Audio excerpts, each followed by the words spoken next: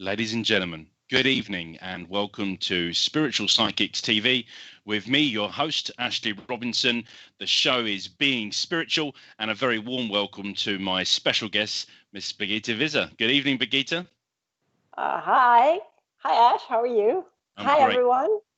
Really good to have you with us tonight. And thank you to Richard James in the studio in Portsmouth producing the show this evening. Phil Shaw, it's great that you're joining us as well. And Siobhan O'Rourke, lovely to have you with us too. If this is your first time joining us on Being Spiritual, or indeed the channel, please remember to subscribe to Spiritual Psychics TV to make sure you get all of the notifications. Hi there, Holly. And do give us the thumbs up. YouTube and the algorithms, it's all about building our community. Good evening, Terry Wall. She says hi to all of us and hopes we're all doing well. Thank you, Terry. That's appreciated. And my circle leader there, Mary Dixie, says good evening to us all. Hi, Mary. Lovely to have you with us. And Tina says hi too. Folks, while you're saying hello, do let us know if this is your first time. Let us know also where you're watching the show from. Hi, Karen. Good evening to you. And share this feed. You can share it via WhatsApp and your text messages. Look for the forward arrow and share this perhaps on your social media channels. Linz Cato, good evening to you. Perhaps tag someone on your Facebook wall. Let them know you're watching the show. Tonight we're going to be talking about channeling. So I've got my very special guest, Birgitta, Phil and Maxine there. Good evening to you too. And it's really important that we build up that community to keep Spiritual Psychics TV free. Hi, Caroline, and hi, Karen. And you can do that very simply by liking, subscribing to the channel. But of course, if you want to become a very important patron of Spiritual Psychics TV, then you have the opportunity to contribute towards their PayPal feed as well. The idea is we keep this channel free. All of the demonstrators and mediums that work do so and give up their own free time, as does Richard, who produces all of these amazing shows for us. So let's keep the show free. Let's keep the channel and the stream going and invest into that. Siobhan says she's trying to share, but it won't allow me. It'll try again. And certainly there are some clumsy sharing feeds in YouTube. It's an interesting platform, particularly those of us used to Facebook. One of the things I find quite easy, by clicking on the little forward arrow, what you can do is you can copy the hyperlink. And by copying the hyperlink, you can very quickly just paste it onto your Facebook wall or onto Twitter. Sometimes you can share it direct on one of those social media channels. But it's really good that you're taking the time to do that for us, folks. Leslie there, the Reverend Leslie Knight from Women of Spiritualist Church, a great teacher of spiritual healing under the banner of United Spiritualists and counselling. She does a lovely job. So this evening then, friends, we're going to be talking about channeling. And in terms of the people that I know that are still with us on this plane, Birgitta is one of my go-to subject matter experts. I'm going to make reference to a couple of people now reside in the spirit world, and no doubt they can influence and continue to inspire us. So June says it's Worcester Park in the dark. I don't know if you're just rhyming or rapping, June, or whether or not you've had a power cut down in Surrey tonight, but I'm glad you've got the stream on, and I'm glad that you've joined us. Now, in terms of the different journey I've taken people on this show, we've spoke a little bit about mediumship, and I've often said that although I'm very proud to call myself a spiritualist medium, the term medium for me can literally be the human being in the middle of anything that they're interpreting or understanding, or how they're sort of being inspired. We spoke about all the different types of flavors that mediumship can come in. We spoke about the gift of spiritual healing. We spoke about positive affirmations and living our best possible version of this life, recognizing that there's an element of destiny, but also that there is an opportunity of free will, that gift of free will, even if we've got Jiminy Crickets and our own spiritual guides influencing and inspiring us. So a few people there. Says Julie from Hawley joining us as well. Hi, Julie. Thank you for saying where you're from, and for joining us on the channel tonight. Some of those comments will hopefully automate now over your screens, and you'll get a few bits and pieces. Phil shared it all the way from Malden, just round the corner from me. Thank you for that, Phil. So tonight's show, I'm going to be asking Birgitta a couple of questions, and no doubt I'll continue to be learning myself. I've always said I want to take a spiritual advancement every day. So some of the questions I'm going to be putting to Birgitta will be me learning and also continuing to get confirmation and verification about stuff. And I'm going to introduce a few different words, sometimes meaning the same thing, and sometimes again about that sort of same different flavor, if you like, of mediumship. We haven't spoke about things like automatic writing or inspired writing, but one of the things I've mentioned a few times is my friend and author, Mr. Ralph A. Steadman. Now, Ralph was a great friend, mentor, and guide to me while he was on Earth. Hi there, Kelly. And he continues to influence and inspire me from the spirit world. Now, when I first met Ralph, he spoke about the concepts of channeling when it came to his writing work. He spoke about the fact that the words simply came to him, and he sat in front of the computer and just started writing. And as he started to understand more about the channeling and the words that were coming to him, he started to recognize different personalities that were influencing at different times as opposed to just one personality. Now, Ralph came to affectionately know that group of people as his committee. And when we started doing this spiritualist sort of philosophy show and the Being Spiritual show, I said to Richard, Ralph inspires me from the spirit world. And I always have this vision of him now as the chairman of the committee, sat at the table, and all of these different people from different walks of lives in the last life that they led, continuing to influence him and now through me.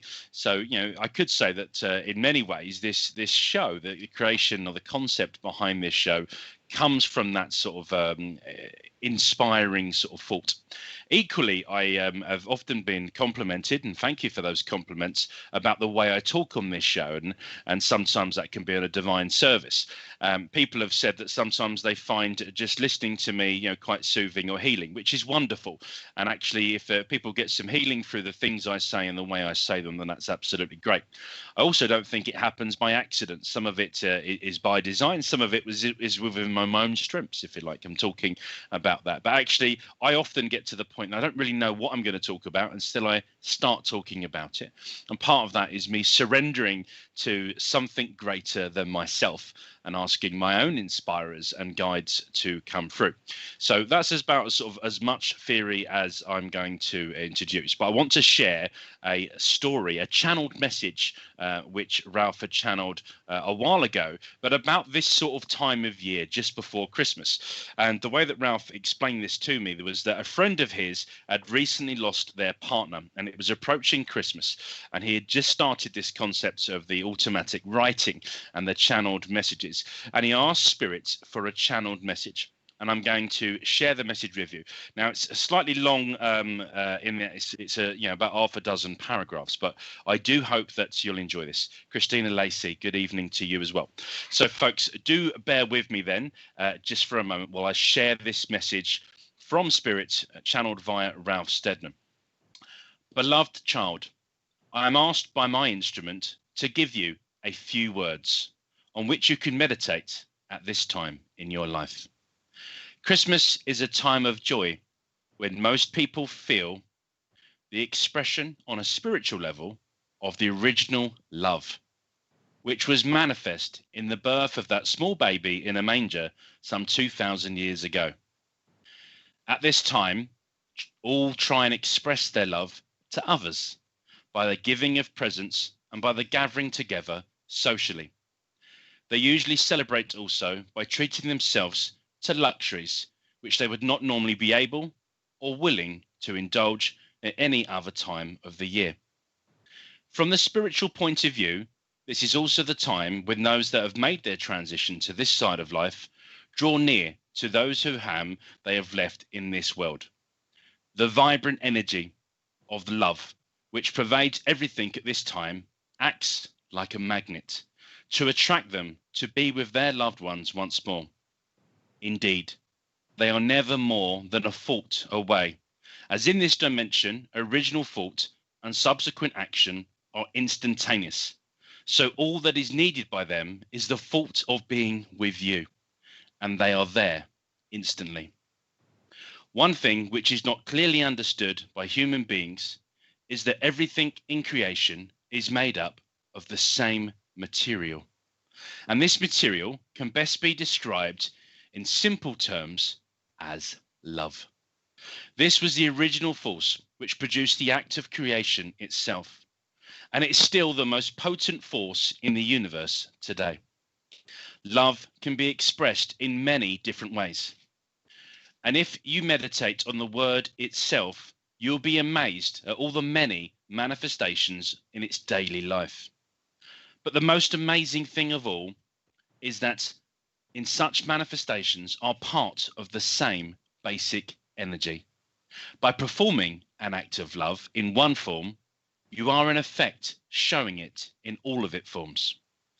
By tending to a sick animal or ailing plant, by comforting a sick child or helping an aged person to cross the road, you are expressing love just as active as the way if you were consoling a bereaved person or even locked in the most intimate physical embrace with your soulmate. When you realize that the love which you felt for your beloved mother while she was still on earth plane still exists, you did not stop loving her once she was no longer in her physical body, did you? And that spiritual communion between you still carries on. Although the physical expression of it is no longer possible, then it could help for you to start to enter in a new and wonderful phase of your life. Your mother has finished the tasks and learnt the lessons for which she originally came into this incarnation, and so she was allowed to return home. But that does not mean that her association with you has ceased. Far from it. It means that she is now able to work with you in ways which were not possible during her earthly life, helping, inspiring, supporting and suggesting new things which you can do together, so that you no longer work as two separate individuals, but can now work as one. When you rise from your bed each morning, send out a silent thought and ask her what you are going to do together during the day. Tell her of your current intentions. You may sometimes find that thoughts come into your head, which will modify your program. Then, whatever you are doing, from time to time, talk to her and include her in what is happening, just as you might have done while she was with you.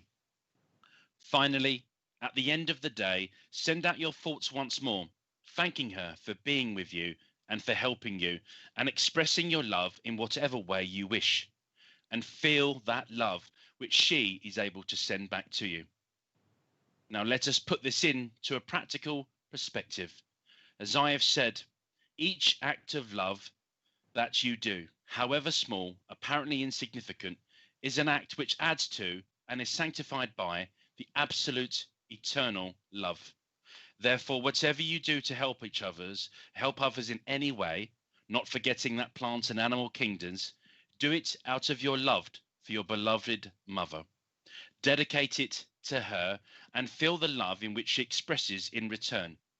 This will mean your life will take on a completely new meaning, as every little action will have the potential of showing your love for your mother and of binding you together far more closely than you were ever bound during her physical life. This may seem impossible to you at the moment, but once you've experienced it, you will realize that it is true. Let me finally add a few words which have an even deeper meaning.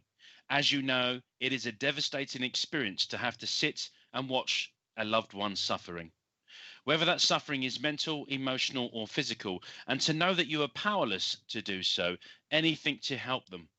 But you have considered that it is that what your loved ones on this side of life are experiencing when they are grieving. They know that there is no need for continued grief.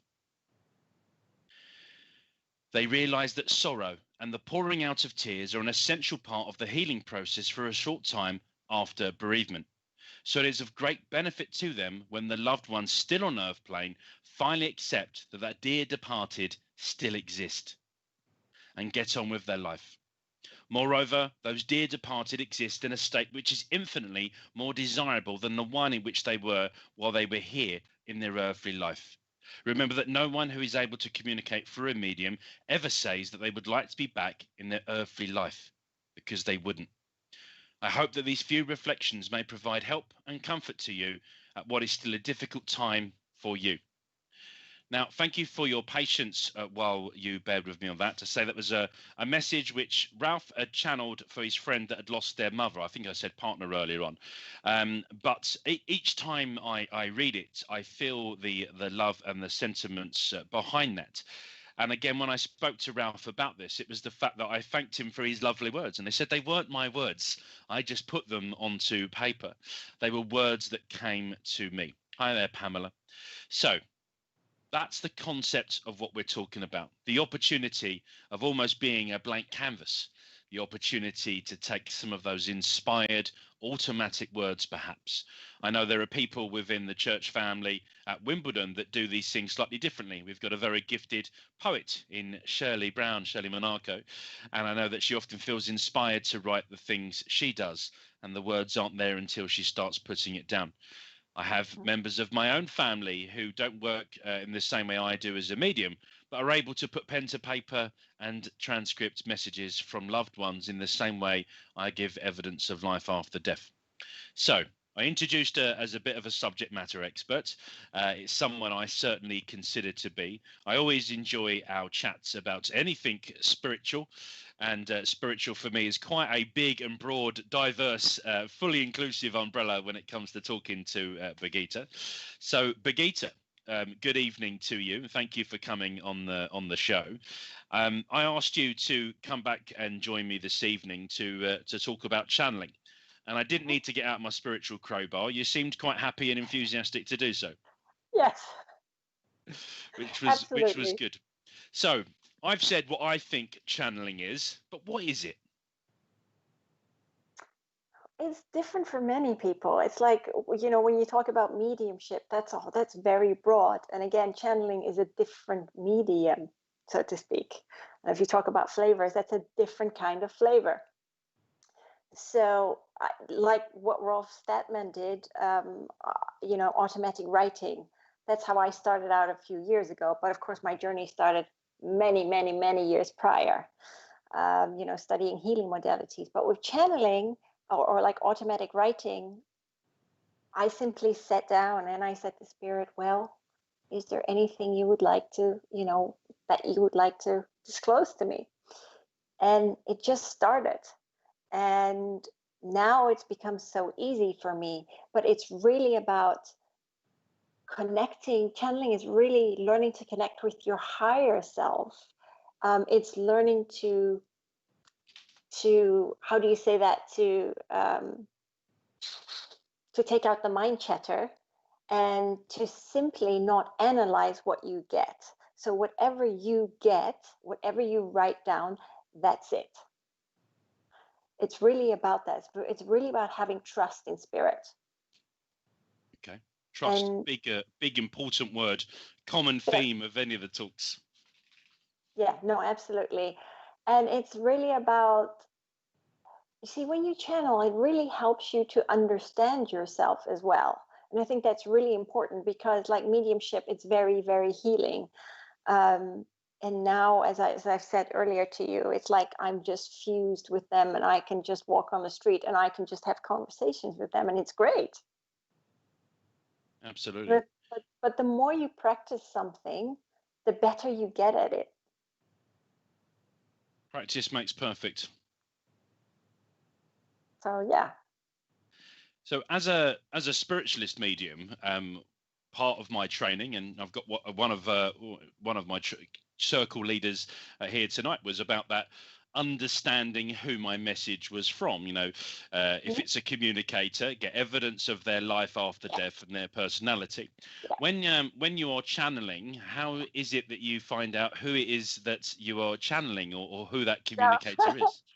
So when I started, I had this book from, and I still have it, from Doreen Virtue, and I think it's the Ascended Masters and the is it Archangels? I'm looking at it, but I'm not sure. It's Archangels and the Ascended Masters, I think. And I would just open it up, you know, just say, okay, who wants to talk to me? And I just open it up and saw the name, and then I'd shut it, and then I'd sit down and I connected with that, with with that archangel or with that ascended master. And then afterwards, I would check if I was correct. I check online, and I've channeled many. I mean, I've channeled many of the ascended masters, many of the archangels, many of the galactics. So I'm a bit of a cosmic wave rider, that's what I call myself, a cosmic wave rider, a messenger. So whoever has a message, I just, I write it down, and sometimes I'll relate that back onto my Facebook page. Yeah. But now, it's really, I think, when you do anything in life, whether it's channeling, mediumship, it's all about remembering who you are. It's remembering your true authenticity. Yeah. And as a medium, I certainly, or as a spiritual person, I try and bring my full and whole self to everything I do, the full sort of authentic me. Now, the vast majority of people that come to see me for a private reading are looking for that evidence of life after death, to know that that their friends, family, that are okay. And actually, some of the most deep messages I've ever had from spirit is, yeah, we're okay. There is no death. The message that they then get from that loved one is also very important to them. So you mentioned a term there, ascended masters. So people at home will be quite happy with the concept of proof of life after death from a personality of someone they knew, first cousin, second cousin, twice removed, mum, dad. When we talk about ascended masters, are we talking about those messages coming from the same place that I call heaven, an afterlife? Well, you have to remember, we are all one. Okay, there is no separation. So yeah, you would be getting, like, you get messages from crossover loved ones. It's pretty much kind of the same thing, but you could even go a step further, and you could say, okay, could so and so come to me, or just open up a book, like what I said with the Doreen Virtue, and you would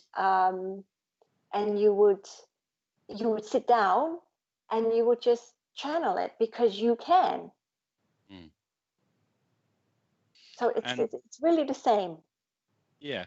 And I'm, some of these questions I'm asking, as I said, for my benefit, and some for the benefit of those people listening from home. I've always said, and I believe this from the evidence I've had from my own family that have passed over, is that their personality is very much the first thing that survives after the physical change they go through in death. My grandfather, Derek Robinson, will be well known to lots of the Wimbledon congregation. His spiritual advancement to the point of him finishing this sort of physical life on earth, I don't imagine he's suddenly become a master or a subject matter expert on anything else other than what he was already a subject matter expert on. Now, I do believe, however, though, that once he's over that side, there are opportunities of advancement and investment or training. And I wondered if you can tell us anything more about that. On the other side? Yeah. It's funny you mentioned that. I mean, there's a few things. It's like, and I normally do not channel people that have crossed over in that sense, but it's funny because I'm writing, and my friend Gwyn came to visit me the other day, and he crossed over last year, and he's saying, do you know what? He's like, I'm doing so much more healing work than I ever did on the earth plane. But the thing is, when people cross over, because we have such a limit, we are, when we come here, we come in cold turkey, right? We don't remember. But then when we go back, of course, we remember everything, and we go through our life review, and then we step into this film of our life and see what things we could have done differently. Okay, and I mean, I always say we're all starseeds. We're all from somewhere. We were created, and I don't want to get into that now, because then I have to get into the story of Eden, and that's all messed up. But because it was the Anunnaki. We were created, and then there were other races, other galactics that helped create different species of the human race. And it's so wonderful, actually, because as Spirit have said, it's such an amazing fusion. You have no idea what an eclectic bunch you are of, meshed cultures, and it's such a beautiful infusion to see. But on the other side, there is so much more. People evolve. There are, people have universities. It's just energetic. It's all energy. I don't know how to explain that to you. Yeah, I always say you are eternal, you will go on, Yeah. But life really is different on the other side. But once you cross over, you're like, oh, yeah, but I remember this. Of course I remember this. Yeah. But what's the point? What is the point? Everyone's perception of heaven or the other side is different to mine, and that is okay, but it's just, yeah, like I said, we forget when we come here, because what would be the point of living if we knew everything? Yeah. What would be the point of our own evolution, our own progress? Absolutely.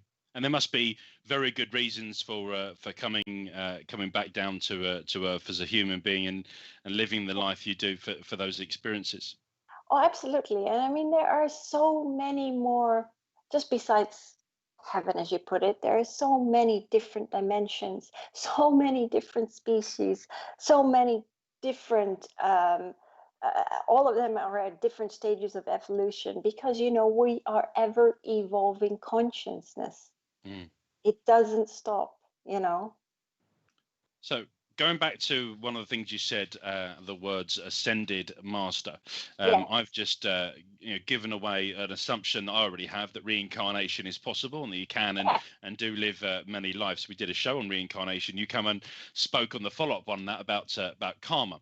But going back to that term ascended master, I wonder if you can break it down for us, because the word ascend for me in plain English sort of feels like an evolution, and the word master feels like something that you're exceptionally good at. When I studied Microsoft Excel and Word, I became a user, and then I became an expert user, and then when I completed my qualifications, I became a Microsoft Office specialist master. So I feel like it's a word that in my plain English mind describes an evolution, a progress, where you start to become very good at that particular thing.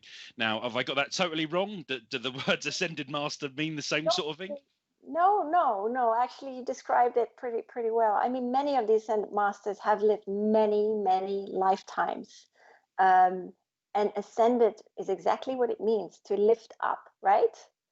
And it's about ascending. It's about enlightening the self, and here on, especially on the earth plane, I see it as a training ground. It's about learning about life.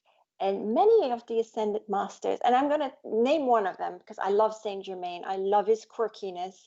He is he's a little bit of an eccentric, and he was in many of his lifetimes. And he's very easy to talk to, and very, very funny. But as he's put it, he's lived many lifetimes, some known and some not so known. But he's also made mistakes as a human being, because that is part of the process. So you cannot he's lived, so to speak, if we want to put it very black and white, good lives and bad lives, so to speak, okay? Because that is duality. And that's exactly what life is about. You would not understand the difference between darkness and light, love or hate, or any polar opposites, if we did not have duality. So once the ascended masters have ascended because they have finished the game of their own evolution. And so now they are teaching about love and about unconditional love. And that's what life really is all about. And, from when I sit here on the earthly plane, and it's like, and I look up from above, and it's just humanity is an entangled, as they say, entangled chaos of emotions. Mm. But yeah, like I said, they have lived many lifetimes, and many of us have lived many lifetimes. We just don't remember. But they're really here to help us and to help humanity transcend, ascend, Yeah. shift to the next level. It's all about shifting your consciousness. It's all about shifting your awareness. And it's all about, they always say this to me, and they always tell me this. It's about living from the heart and through the heart. Okay? It's not just about living from the heart. Yeah. Because people don't do that, because they've shut themselves off. We walk around with this protective armor around us due to our conditioned experiences, and we need to just, as they said to me the other day, it's like, you know what, drop the armor and just run around stark naked, so to speak, and that is about, as they said, living from the heart and through the heart. It is so important. And when we think about then that influence or inspiration from an ascended master, is ascended master a term that we're comfortable with using on Earth as human beings, or is it a club you get to join when you get to the spirit world that they talk about being an ascended master? Yeah, there's no silly questions on my show.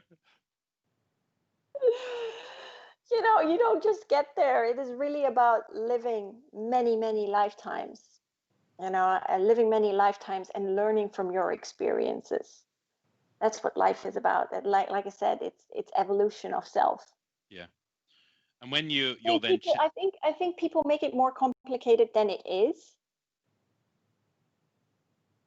When you're channeling an ascended master, is that someone, and obviously they've taken a pause out of a physical incarnation, does it necessarily mean that they've finished incarnating, or just that they have progressed to a level where they're able to influence us? No, it's more like, so when you are ascended, it's like, so these, of course, like I said, these individuals have lived in physical bodies many, many lifetimes, and actually acquired that wisdom, that love, and the mastery to become immortal and free of the cycles of reincarnation, the cycles of re-embodiment and karma, because they are, they have finished with it. They're done with that, so they understand. So when we do something wrong, or there are wars waging, there is no judgment. There absolutely is no judgment. They're available to us should we wish to listen. Absolutely. And anybody, this is the thing, anybody, they're willing to talk to anybody if you are willing to listen. I think that's really, really key. If you're willing to listen, if you're willing to sit down and sit in that stillness of yourself, because we get so distracted by the external frequencies about, what goes on outside of us, that we forget to sit in that stillness.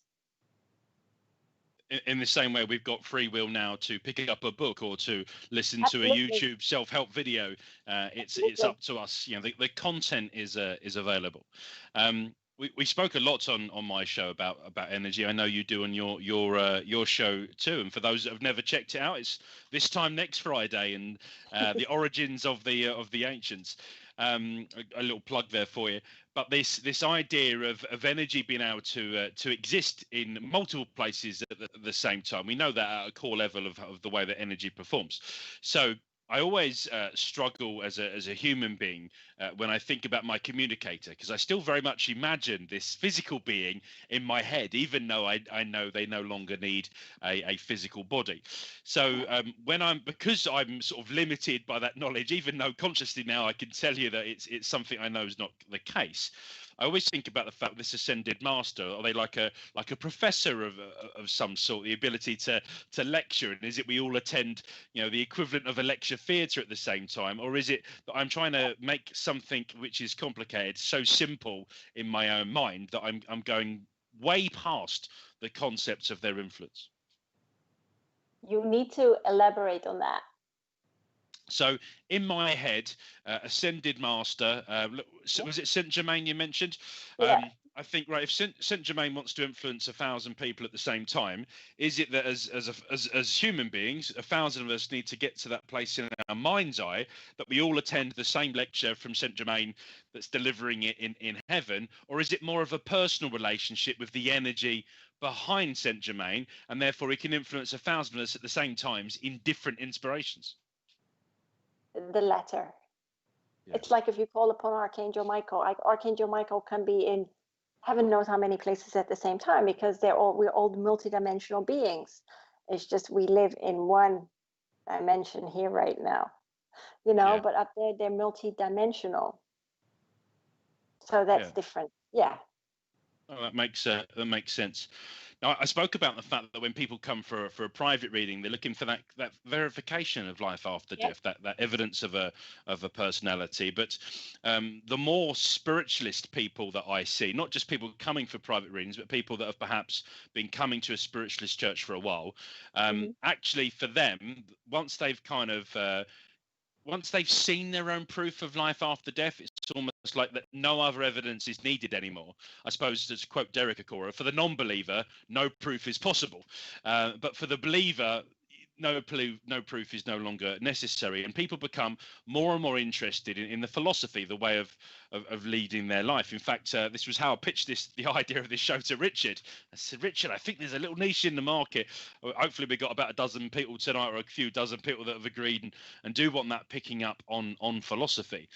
And actually the communicator, I suppose, behind that message is less important. It doesn't matter if that's come from your second cousin twice removed, or someone you don't remember ever physically knowing when you were both beings, because it's the message and the intention behind that content. Is that right? Correct. Absolutely. Okay. And I mean, like for me, when I channel stuff and and I put it out there, remember this in life though, okay? Remember this. You're here to find out about yourself and to understand yourself. That is the most important thing. If other people do not understand you, that is okay. Yeah. But we don't, because we often, as humanity, as we are, human, we allow other people's opinions to influence us. Yeah. And I suppose our instinct can kick in if we ask someone for their opinion, in the same way I'm asking you a question now. If we really feel from that gut that that's wrong, then we have the free will to disagree with them. Absolutely. Yeah, which is important. But so I've been asking. What happens then? Then what happens? People take it so personally because people often get attached to that emotion. Right. And I want to say something. Life is simply a mere series of experiences, and you are the actor in all the enactments, in all the various enactments of the movie reel of your life. Yep. That's what it is. These are simple experiences. And lo and behold, what do people do? They cling onto their experiences like no tomorrow, because they believe it to be so real. Whereas spirit are always like, but why do you do that? Why do you cling on to something so much? Because what you're doing is, many a time, and they've just said this to me, it's like you seek validations in your external existence, okay? In your external existence. But yet you forget to feed your inner awareness. You forget to nurture your inner self. So they're saying, is it any wonder that disease slowly percolates within the vessel that you so occupy? Yeah. No, that's nice, and I'm a big visual person. I love a good analogy that breaks down a complex sort of metaphysics, spiritualist science into something simple. And I've said to people, I think when we were talking about reincarnation, that you get the equivalent of a trailer for your film, and you get to go into those Acacia Records and look for your DVD, and you suddenly find one. Oh, Ashley Robinson, that looks interesting. I wonder what's going to happen in that life. You can thumb through the highlights, including the Friday nights on the 6th of November when we were talking about channeling. You go, yeah, that's the life for me. I think I'm going to going to go for that one. So yeah, it's a nice strong analogy. Now we've had a couple of different questions coming in from the sidebar, so I'm going to try and go through a couple of those now and give us the opportunity to sort of talk about it. One that's up on the screen for me at the moment is from Tina, and she says, do we wait for our soul family or do we ascend at different times? So Birgitta, I'll let you answer that one first, and then I'll give you my humble opinion as well. I think your soul, you don't always incarnate at the same time, okay? Some people do incarnate with their soul tribe, but not all incarnate at the same time. Yeah. And I mean, I like that term, soul family. Actually, I'm sure there's some good music, similar umbrella. But you know, soul groups and soul families, I think are really important. And I think that there are opportunities, perhaps, to experiment with different types of roles within those families. You know, if I'm dad to my two little boys now, it could have quite been that at one time I was a child to them, and you know, certainly gender is almost irrelevant. That's just the identity of the actor in this life. And I do think that there might be even people that come into your life for one or two things that is almost pre-designed for that. I do believe in it. And you know, again, quoting Ralph Steadman, when I talked to Ralph about bereavement counselling, he spoke about counselling in general, and he said to me that when he was dealing with victims of domestic violence, and he was helping them and counselling them, one of the most difficult but most empowering things for a lot of the victims of that violence he was working with were when the person felt that they were able to acknowledge what had happened and then forgive the person that had done it to them. It was enormously powerful for them, although incredibly difficult, and not everyone in that life would.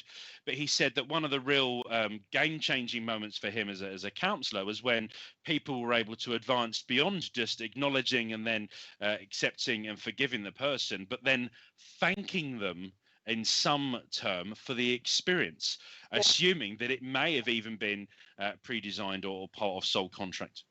That is correct, absolutely. And I look at it throughout my life, and you know, in many instances, I got very caught up in the traumas, and that was a choice. But you know what? I look back now and I think, you know, everyone that I have come across that have caused me pain, so to speak, I am thankful for, because without these traumatic experiences, you know, we are not able to progress. We aren't able to grow. Now, there is a choice, of course. You are either able you either want to progress, or you keep stuck, you know, roaming around in that darkness, feeling sorry for yourself. That is a choice. Yeah. And as Spirit always say, there is no right or wrong. Just a path and a journey. Okay, lovely. So lovely question there, Tina. Thank you very much. Richard, I don't know how difficult it is to go back to a couple of the other questions that have come up. We haven't ignored them as such. I saw the Birgitta in the zone, and I was really enjoying the track that we were taking there. As I'll try and bring.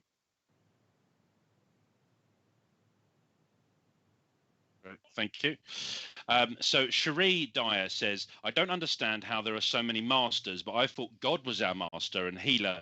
God does this sound dumb? You're so confused. No, as I said, there's no such thing as a silly question, Cherie. So thank you for saying that. And the very first show I did on Spiritual Psychics TV was entitled "What is God?" And I came to the conclusion that God was a descriptive word for the sum particle of absolutely everything in the universe, all of the energy, all of the beings, all of the incarnations. That God was almost that term, that umbrella term for absolutely everything, as opposed to a person. But certainly as a child, I think I had an imagination of God as a person. Even though I was brought up spiritualist, I understand the power behind God, and it felt like God was a go-to place in my mind to start to think about a divine presence. But I know certainly at Wimbledon Spiritualist Church, which is my sort of home base, if you like, we talk about the leadership and accepting the leadership of Jesus, and Jesus as a master healer and as a master teacher. And our sister church at Hatbridge Bridge, which used to be a Christian spiritualist-based religion, would have had far more teachings from I suppose Christian influenced stories and teachings about the master sort of Jesus. So yeah, nice question, Shri. That's my sort of humble opinion. But Gita, what do you think about that one? So God, creator, God source, energy. Yeah, absolutely. I mean, God, if you want to call it God, I normally call it source, created the universe, right?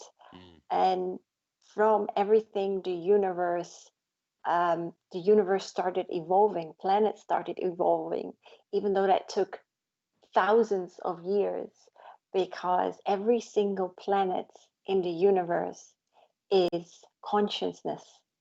Okay? Everything is consciousness. Everything is breathing. Everything is alive.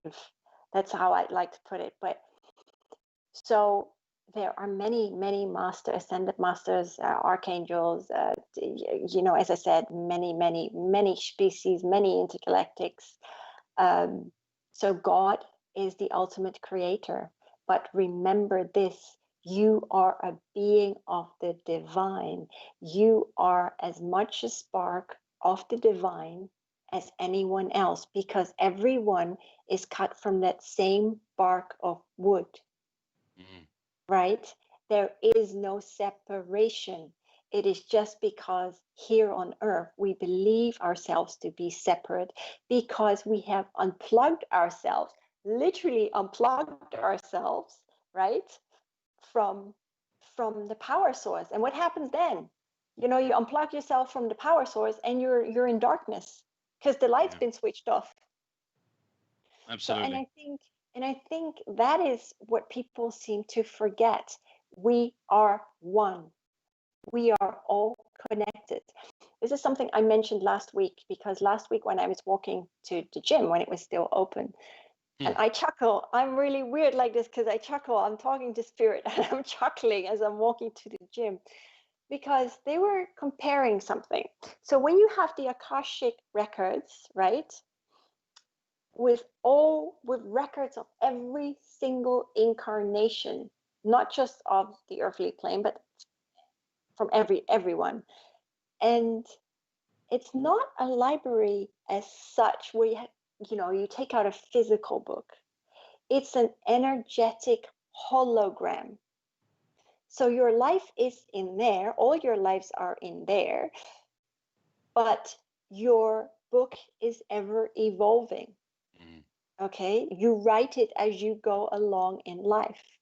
But as I was walking, I'm seeing all these people, right? All these people passing me, and they're telling me, Brigitte, everyone is an energetic holographic imprint, okay? Because everyone is energy, and you can see the kind of what I saw was, and it was really brief, it's kind of their lives, their experiences, you see their soul contracts. So everyone lives in their own little bubble.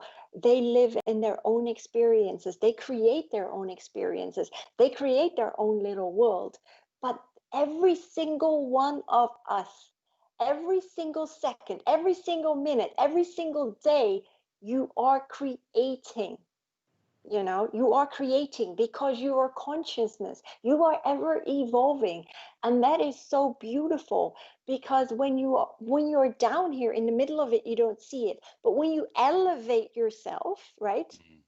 You elevate yourself, like say above the clouds, what you see is all these light particles, and it's vast, like neural networks. That's what they call it. It's like a vast neural network, and everyone is connected, and it's just so amazing to see. But because we live this human life, it's like we don't see it. But really, it's amazing. It really is amazing. Yeah, and it's another beautiful analogy, Brigitte. Thank you for sharing that. Cherie, it was a good question. I just want to finish with a quote. You'll very rarely ever hear me quote anything from the Bible. I mean, there's some great stories in there, but I just want to quote this little paragraph, and then I want to add something. So the bit I'm going to quote is, "In the beginning was the Word, and the Oh. Word was with God, and the Word was God. He was in the beginning with God. All things were made through him, and without him was not anything made that was made. Now, Mhm. I remember talking to Ralph, and he'd actually spent a lot of time studying the Bible. And he said, what if the word was actually a word that was taken out of the Bible, either a word that we couldn't understand? And he told me the story, which I've quoted a few times on here, which is, there was a time on planet Earth where this human being representing religion and this human being representing science were talking, and then got to a point that they started to disagree, and they went back to back, and they kept moving around the circumference of the planet. And halfway around the planet, they got to the point that religion and science had never been so far apart. But of course, they kept moving, and eventually they found themselves face to face again and realized that religion and science had actually never been closer. So Ralph suggested to me that if the substitute word was in fact energy, how the paragraph changes. So in the beginning was energy, and energy was with God, and energy was God, and energy was with God. Energy was in the beginning with God. All things were made through energy, and without energy was not anything made that was made. Now, I know I've used the word energy and God a lot in the last 60 seconds, but for me, it was quite powerful when you talk about that creative, that collective source there. So, yeah, beautiful analogy from you, Birgitta, on there. Phil Shaw says to you, Birgitta, does channeling ever cross over and full or partial trance? No, I don't. No, I don't think so. Can you teach me, Phil? But I know you can. But no, it's really what happens is I just fuse with them. I can't. It's very easy for me now.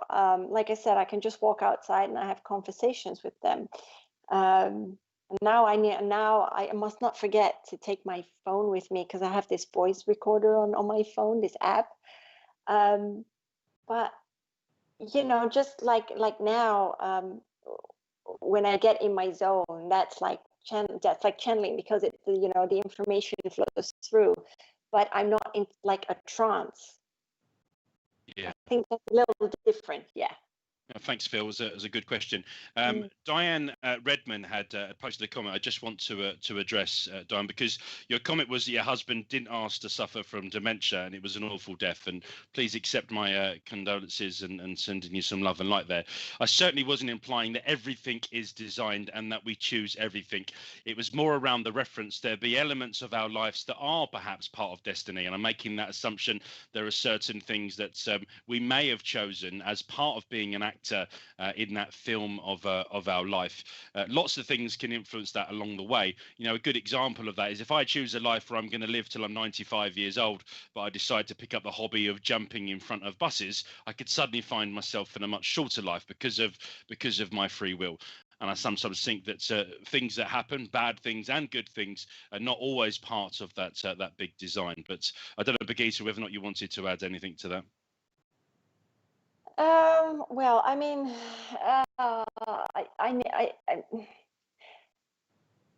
we all suffer from, many of us suffer from disease. I just want to say, like my stepdad, John, who died in 2000, was it 2000? Gosh, yeah, time flies. And he had cancer, so he suffered, and he had it in the throat area. And he basically died on the kitchen floor. But when I've spoken to him as well, and I mean he's fine now, of course, and he's healed up. But he chose these experiences, and he said, cancer. This is what the Ascended Master Hilarion actually said, because he's really to do with health, and he said, people choose these experiences because they want to evolve. That is how they evolve. Okay. And especially with my stepdad, what happened in the end was, he made amends. He chose to make amends. And when he was done, when he was actually ready to go, he went, but he made those amends. So I want you to understand, even though there is a lot of suffering, it is not suffering per se, so to speak. These are experiences. And because we get so caught up in our experiences, as I've said before, we get so entangled in the emotions thereof that we cause our own self so much suffering. That is the difference. So I can see this question, how does God let so much suffering go on in the world? You know why? Because this is to raise your awareness, to raise your consciousness, to understand that life is for living. It's about learning to love one another, learning to love yourself, learning to accept yourself for who you are, not what the world wants you to be, but it's an acceptance of self, an acceptance of everyone else around you and everything that is sentient around you. And it's the acceptance of Mother Earth. That too, that it's so vast. Yeah, and I mean, I've already said I don't see God as a single figure or leader in the sense that they would exist to let suffering go on in the world. But I suppose the other counter question of that is of how much less suffering is there because of positive thinking and spiritual healing and living in sort of different ways. But again, I'm only planting seeds of possibility and assumptions. I believe that certain things are destined, but there are lots of things that aren't. And actually, I don't think we're meant to understand everything now in this existence. We've got a human body with a human brain, and I think that some of this stuff is too complicated for me to understand. So that's why I often talk in plain English. It's my own palette of information and understanding. Birgitte, you look like you wanted to say something there. Yeah, so when we talk about darkness, so the only way out of the darkness, out of the pain, is to go within and to walk through that pain, and being honest with yourself. It's about a true understanding of yourself. It's about healing the self, to transcend the self to higher dimensions. That is what it's all about. And they're saying there is no refuge outside of yourself. You have to go within. It's one funny analogy that Spirit gave me the other day, and they're like, how many holes have you got in your cheese? How many holes have you got in your soul? And how are you plugging them? Yeah, Because very. we plug them with something external. That's how we escape the pain. But we have to go within and walk through that pain.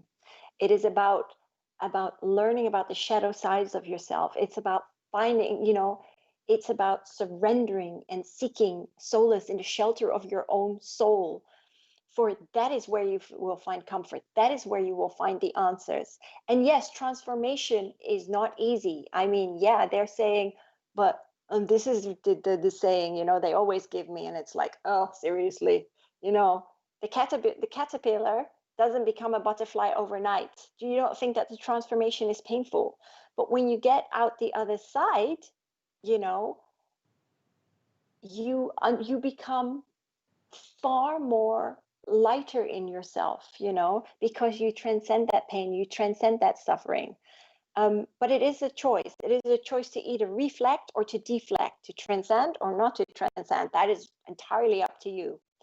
But it's really about rising from the ashes from within yourself, and lighting that spark of the divine being that you are. It's about living in alignment with your authentic self, that is just so important. Yeah, absolutely. And I know there's a few other comments that have come in the Yeah. chat. I don't want to spend us too much time talking about the concept of reincarnation in karma, but we did some really good shows on that, and Birgitte actually joined me for the show on karma. I just want to finish by planting that seed. And Tracy was saying, for example, why you wouldn't choose, vascular dementia. I don't think we would. And in this human life, in this human personality we have right now, it's very difficult to understand why we would choose anything. But I often think about the risk. You know, I think about all the things that I get miserable about, and for those that know me really well, my life is a roller coaster of low moods and high moods and exciting moments. One of the greatest loves of my life is my wife Claire, who I've been together with for 20 years now, and the love of my two little boys. And actually, do you know what? Even though it's so easy for me to moan about the miserable stuff, when I have great moments with them and it outweighs them, let's assume as a higher being, and I see those bits and I think, do you know what? Everything else in that life that Ash Robinson is going to go through is going to be worth it for the love of that good woman Claire and those boys. Perhaps that's part of it. I also think we're not meant to fully understand all of this now. To quote Ivan Lee, you know, if we all had this absolutely sussed out, imagine what it would do to planet Earth on things like murder rates and suicide rates. How would you prosecute someone for murder when they say, I didn't murder them, I just helped them with the transaction to the next life? And you know, and people committing suicide. You know what? I thought I'd just scrub this one out and start again. I'll do something different. Now I know that was in a high note, and you know, very much meant with an uplifting way, but I think that the sentiments behind what Ivan is saying is there. We're not meant to fathom this all out. We're not meant to understand it all now. It's all part of that experience. And actually, do you know what? I don't think you consciously make decisions in the same way we make decisions in our earthly life as you do from a higher being. Because if you did, why would you have your memory erased and you lose all the advantage and experience of those previous lives? I think you're meant to live this life because you only live this life, this version of it once. So live it every day and assume that the experiences that you're after are those in pursuit of happiness, you know, and certainly in the pursuit of love and unconditional love. There might be some collateral damage in between, and there might be things that just were never destined for you. They were perhaps someone else's destiny, and that's influenced or had an impact on you. But June has a question for you, Birgitta. She says, do you ever channel things you know nothing about? So you know it's a guide or a higher energy. I suppose that could be a question for us both, because you know that you do channel. But I'll let you answer that, and I'll give a slightly different answer, perhaps. Yeah, I channel about things I know nothing about. Absolutely, I do. You know, every day for me is like something new. So it's always very interesting for me. Very, very interesting, because I never know what I'm going to write. It just flows. Yeah. And this for me, you know, this show to a certain extent, although I plan their shows, I'm not saying I wing them every fortnight. I plan them in terms of knowing what I'm going to talk about. They're not scripted. You know, I occasionally read things from books and people who mean a lot to me, but I know that to a certain extent, it's the start of me in this life starting to understand more about those different relationships as a medium.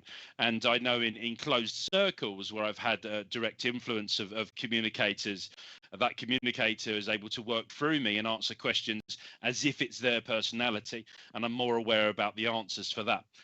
The only alternative is I have this incredible imagination where I'm able to store in my head all of this made up information about different people and life's existence, which is unlikely when I can't even store where I left my car keys. So I think that's probably the answer to that. Birgitta, you want to say something?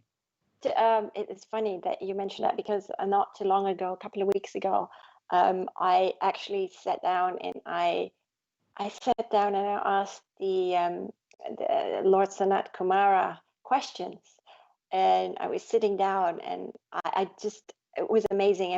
It was about the earth, about God, about ego, and he actually sat down and well, you know, he gave me the answers, and when I read it back, I was like, that is really amazing.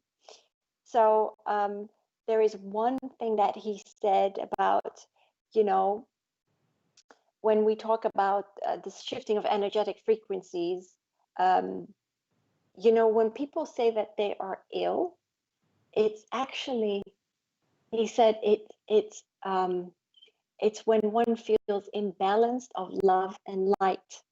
That's what it means. Lovely, thank you. Richard, are you able to bring us up another couple of questions, please?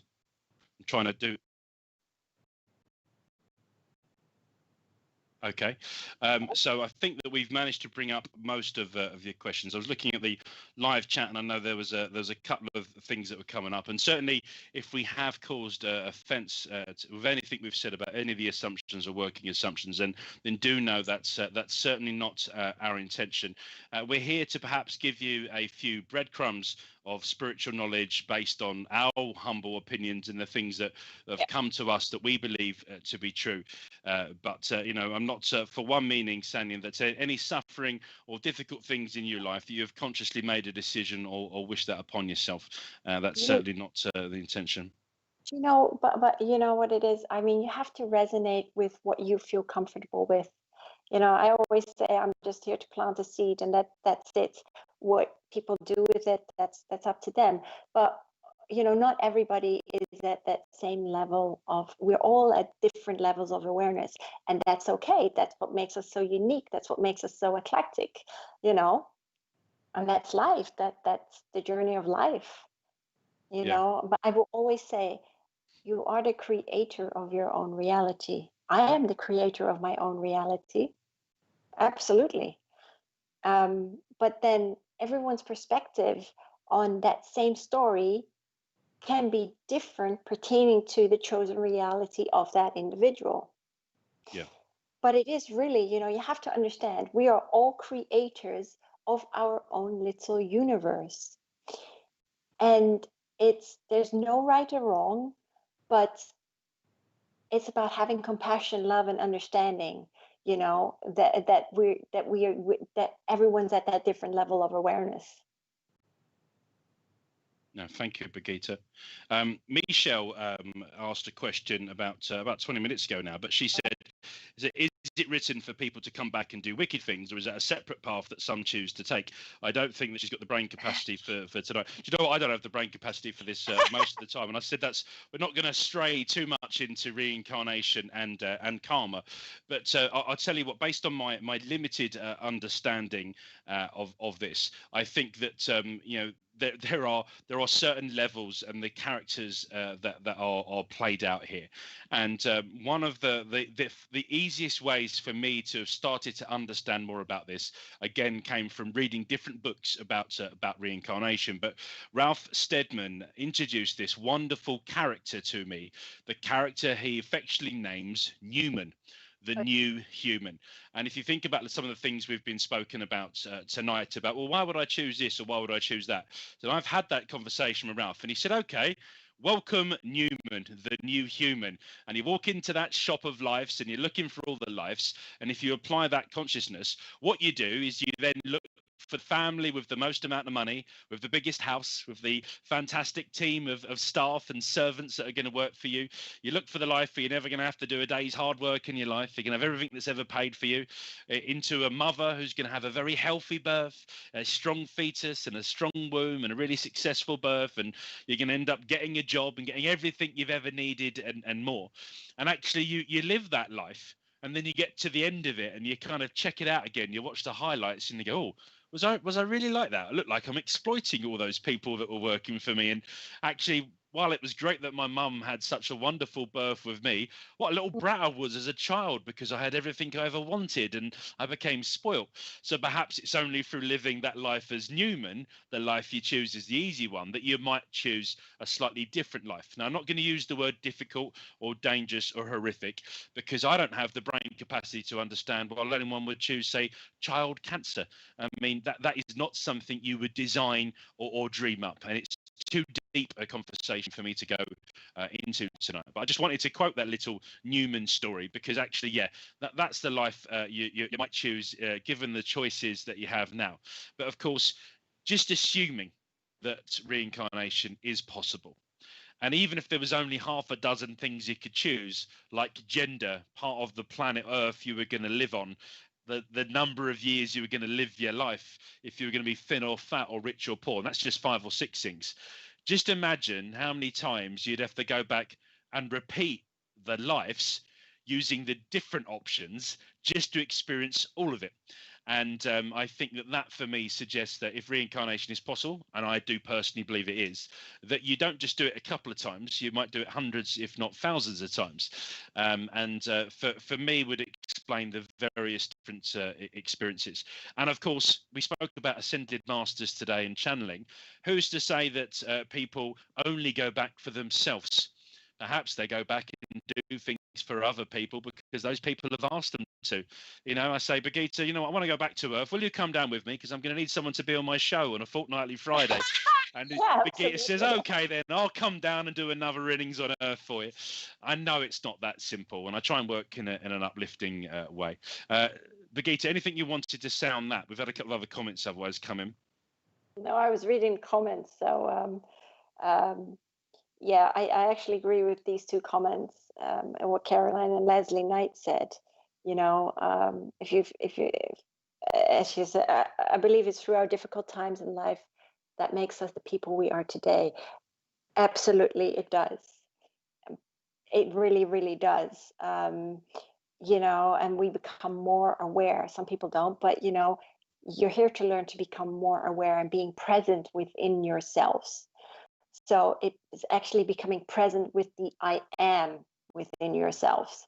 So yeah, I mean, I've been through rotten experiences in my life, and I understand now these are just experiences, you know, and I've gone through something recently, and I was like, well, this is no fun. But you know what happened? I was only upset for maybe 5 minutes, 10 minutes, whereas for other people, it would take months, months. And because I understand it is just a simple experience, because it's not a reality. I think people forget. You know the saying, right? We are spiritual beings having a human experience. But often people think it's like we are humans having a spiritual experience because, again, you cling on to. My friend Gwyn said this the last time. It's like, do you know what? You cling on to your experiences like you're humping a dog, like a dog humping you. You know, because and a dog then just refuses to let go. And that's the same with humanity. You refuse to let go because you attach for dear life. And it's just an experience. That's it. And it's sometimes very hard, but the more difficult experiences you have, or if you do not learn, and I know this, you know, spirit will kick you into the abyss even more. Oh, are you privy to the light yet, Brigitte? All right, no? Well, first take didn't work, take 2, take 3. How many takes is it going to take until you're going to learn? Yeah. And that is really the beauty of life. It's the beauty of life that when you go through challenging times, that you have the opportunity to grow and to evolve. You know, that is the beauty of life. But often enough, people don't see that. As Spirit always say, they always see the downside of life as opposed to the upside. Yeah, true. Michelle thanks us, and she says that maybe some things aren't meant to happen and aren't written. I have a lot of work to do and understand this. We all have work, Michelle, and I think you're absolutely right. Some things may be written, some things aren't. But I think being the architect of our lives, being in charge of that, or the captain of our ship, as Brigitte said, you know, we can write our own destiny to that sense. And I used a phrase just before we went live when I said to Richard, you know, how's it going? And I said to him, strange times. And I'd mentioned it to Brigitte the other night, and she said, strange times and also exciting times. And yes. Brigitte and I very quickly before we went live spoke about this this sort of sense of awakening. And so many people through what I describing as these strange times or unfamiliar times is also this opportunity of people awakening, people listening to perhaps their guides or their loved ones around them, and maybe talking about their sort of bigger purpose. And that in itself is absolutely quite exciting. My own spiritual pathway has changed. It's had to overcome and adapt to lockdowns and restrictions, but it's also given me the freedom to work differently with my mediumship. The first night that Richard put me on Spiritual Psychics TV delivering messages, and I didn't have a congregation to stare back at me, realized how much much, as you said, Birgitta, trust, how much I had to just trust in spirit and the communicator. I didn't need the congregation for verification. I just needed to make sure that I'd found the right person and that I'd got that message. So I am finding it quite exciting.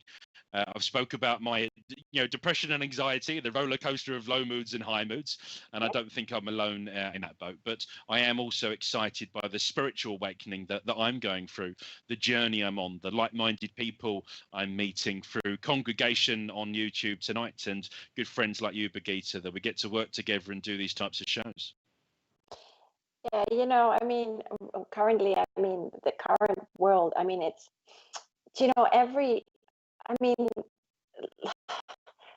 like we grow, right? When we are born, we grow up, right?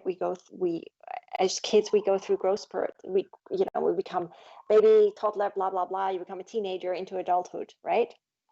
And the same with the earth. It's going through growth spurts. So again, that's evolving. And right now we're in another cycle, but also everything is dismantling, everything is disintegrating, because what you perceive to be a reality is in actual fact not a reality, but it is a conditioned illusion that you perceive to be a reality. That is the difference. So with everything that is currently being dismantled, that is crumbling, it is making way for the new. But how many of you are stuck in that fear? In the fear because you think the system as it is, the institutionalized paradigm is a reality, right? But it's not. So you need to let go. You need to let go of the fear and just be present within yourselves and see what resonates with you. If I were to take away everything electronic from you, right? You wouldn't be watching the news. You wouldn't be on your phones because you just sit with yourself. And that is the thing. We don't sit with ourselves. We don't listen to ourselves because we allow ourselves to be conditioned, to be conditioned by the external factors of life. And it's something that they've spoken to me about often, where so many, and that's what's causing so much divide in the world. But everyone has to go through that shift in their own time. Everyone has to awaken in their own time. It is okay. As long as you accept one another and respect one another and love one another. Because we have been layered so much. We've been conditioned so much. And that's why they're saying it's time to let the cloak go. It's time to unlayer everything and, let your light shine bright and be you. Simply be you. Yeah. And whether or not you think that you're part of some elaborate Hollywood matrix system or the Truman Show, even if someone, like they did in the Truman Show, where they wrote out every single chapter of Truman's life, he had free will. He had the opportunity to escape and do that. That's the important thing I want to sort of finish this show on, is we have the ability and the gift of channeling. People that can channel, we have mediums around us, but we have ourself as an antenna, and it's all a part of that attunement. So recognizing that you are the captain of your own ships, recognizing that whatever is pre-written into your destiny right now, you are in charge. And do you know what, friends? You've got this. You are absolutely trained, equipped, and guided to overcome, adapt, circumvent, cross, climb, duck, dive, anything which comes your way, because you are exactly in the right place you need to be to move onwards, to move upwards in progression of your life. Do those things that make you happy. Find people that make you happy and spend as much time with them. Make sure that everything else you do is either in service to another or in enabling that pursuit of happiness.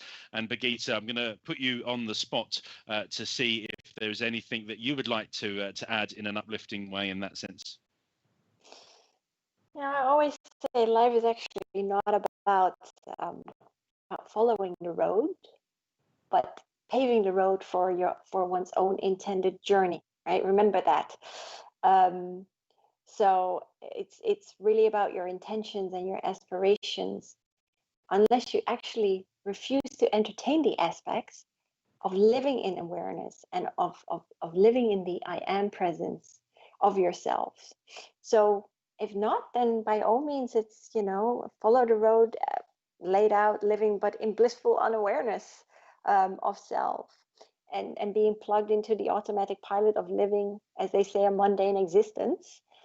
Um, but if you do, that would actually defeat the purpose of one's true authenticity of being. It's really important to understand that you are an energetic frequency of light. So if you are energy, you are the master creator, you're the conjurer, you can do anything, but you are the label of your own intention, right?